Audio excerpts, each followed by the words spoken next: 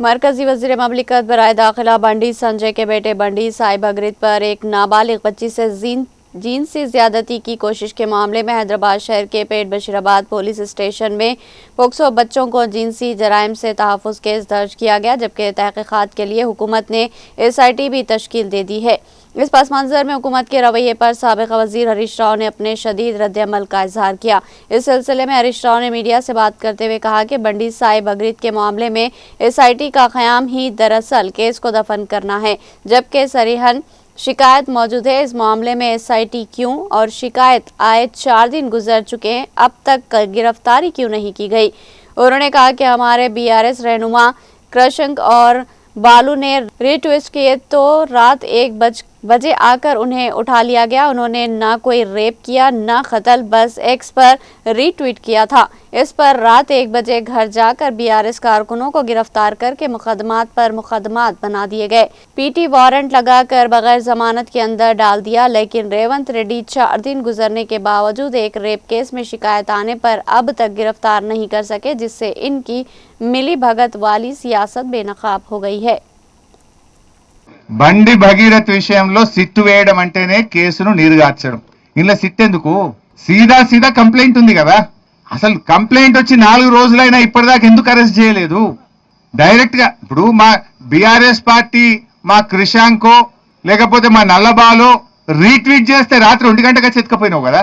12 బజే రాత్రి ఇంటికి వచ్చి రీట్వీట్ చేస్తే వాళ్ళేమి రేప్ చేయలే, మర్డర్ చేయలే, డ్రగ్స్ తీసుకోలే. ట్విట్టర్ లో వాళ్ళ అభిప్రాయాన్ని రీట్వీట్ చేసింది అంతే. దానికి 1 గంట రాత్రి పోయి BRS కార్యకర్తలను అరెస్ట్ చేసి కేసుల మీద కేసులు పెట్టి PT వారెంట్లు వేసి బెయిల్ రాకుండా లోపల పెట్టిన రేవంత్ రెడ్డి 4 రోజులైనా ఒక రేప్ కేసులో కంప్లైంట్ వస్తే ఇప్పటిదాకా నువ్వు అరెస్ట్ చేయలేదంటేనే నీ కుమ్మక్కు రాజకీయం బయటపడుతుంది. ఇప్పుడు ఇంత క్లియర్ కట్ కేసులో 4 రోజులైనా నువ్వు యాక్ట్ చేయలే. ఇప్పుడేమంటున్నావు మళ్ళీ సిట్టు. నువ్వు ఇప్పటికి ఎన్ని సిట్లు వేసినావు? 10 సిట్లు వేసిండు రేవంత్ రెడ్డి. ఒక్క సిట్ అన్న ఇప్పటికేమైనా రిపోర్ట్ ఇచ్చిందా? నీ 10 సిట్ల రిపోర్ట్లు బయట పెట్టు ఫస్ట్. ఇప్పటిదాకా 10 సిట్లు వేసినావు రేవంత్ రెడ్డి.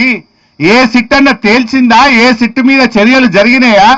నువ్వు ఇక్కడ కూడా సిట్టు వేయడం అంటే నీరుగార్చడమే కేసును.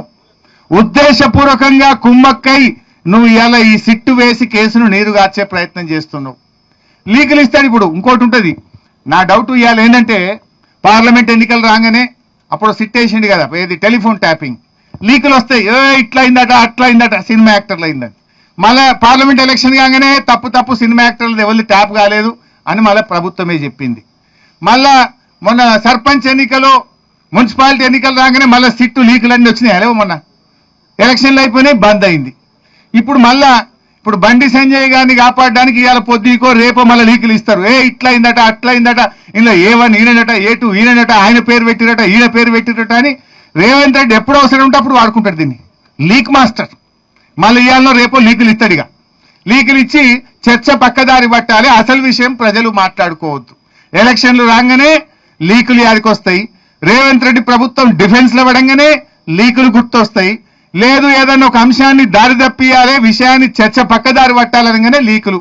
సినిమాస్ ఏదో టీవీ సీరియల్ నడిపినట్టు 2.5 ఏళ్ళ ఏం తెలిసింది ఉన్నది అంటే ఇదంతా కూడా డ్రామా కంపెనీ.